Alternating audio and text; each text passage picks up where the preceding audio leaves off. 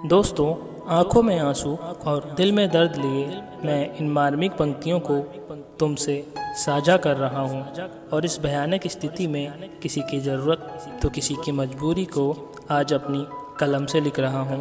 वैसे तो इस सोशल मीडिया के दौर में शायद ही ऐसा कोई पल रहा होगा जो आप लोगों से बचा होगा, और यकीनन लॉकडाउन की उन तस्वीरों ने मेरी तरह आप लोगों के दिलों को भी अंदर तक दहला दिया होगा।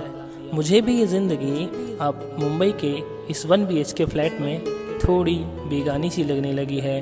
शायद इसलिए कि मुझसे दूर जयपुर में मेरी माँ घर की दहलीज पर मेरी राह देखने लगी है। फ़ोन पर बात कर माँ ने पापा को फ़ोन दिया।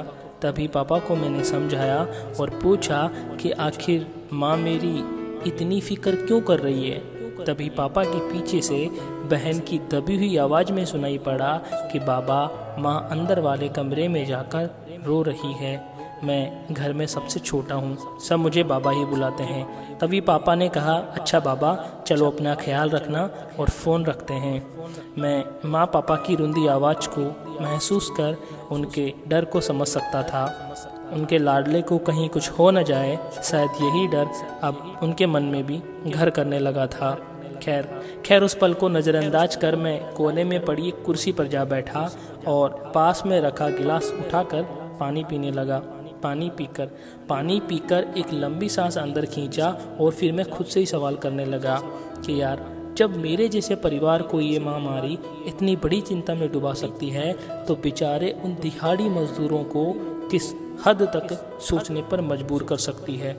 फिर मैंने व्हाट्सएप खोला तो मेरी रूह कांप उठी उन तस्वीरों को देखकर जिनमें लोग पैदल चलकर गांव जा रहे थे, अपनी जान की बाजी खेलकर। एसी में बैठे आप और मुझ जैसे लोग उन पर व्यंग कस रहे थे, पर शायद मजबूरी के कारण वो आज इस लॉकडाउन का उल्लंघन कर रहे थे।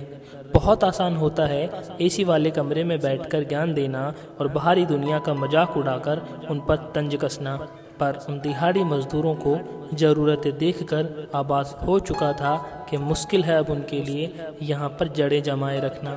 सोचो कितनी ताकत दी होगी विधाता ने उस माँ को जो सर पर बोरी, बगल में दुपट्टे में अपने लाल को लपेटे, एक हाथ से अपनी साड़ी के पल्लू को मास्क बनाकर अपना मुंह संभाल रही थी। और सच कहूँ तो आंसू आ गए थे मेरे उस दादी अम्मा को देखकर, जो आज 60 की उम्र में भी अपने पोते की पीठ से पिट्ठू बैग छीनकर उसका भार कम करने में लगी थी।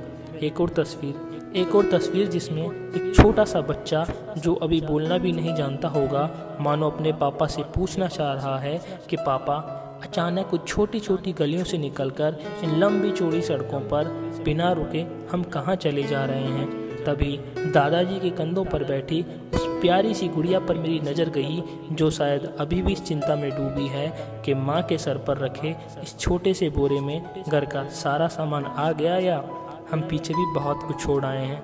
बस कर यार, अब और तस्वीरें देखने का बिल्कुल मन नहीं हो रहा है। और मेरे पड़ोस का बाज़ार स्लम एरिया में है, शायद यही डर माँ को भी सता रहा है। क्योंकि पापा रेलवे में अधिकारी हैं, तो उन्होंने लॉकडाउन के ठीक एक दिन पहले मुझे ट्रेनों के बंद होने का आभास कराया था और घर आने का विचार सुझाया था। पर मैंने पापा को चिंता ना करने और माँ का ख्याल रखने की कहकर यहाँ मुंबई में ही सुरक्षित रहने का विश्वास दिलाया था। शायद ये मेरी ज़िंदगी का सबसे बुरा दौर था, जिसे मैं फिर कभी दोबारा नहीं देखना चाहता था।